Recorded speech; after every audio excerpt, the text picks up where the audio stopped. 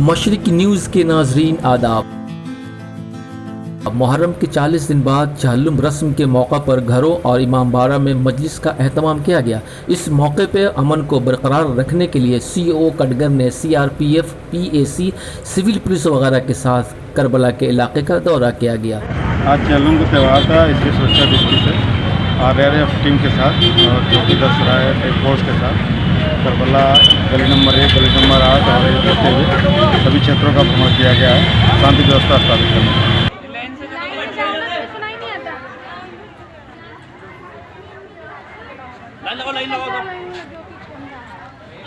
सैयद राहत अली मुतवल्ली यहाँ के मुतवल्ली हैं। करबला में आज क्या दिन है?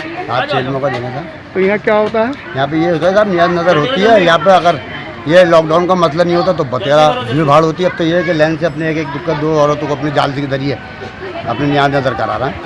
यहाँ सुबह से भीड़ चल रही है क्या अभी चल रही ये क्या चल रहा है भाई? यही है, अब तो थोड़ी बहुत और लेडीज़, इसके अलावा कोई और ना प्रोग्राम? ना ना कुछ नहीं, बस हाँ 1-8 घंटे का मसला है, बस उसके बाद यही प्रोग्राम। बस अब तक के लिए इतने ही, फिर एक नई अपडेट के साथ हाजिर होंगे।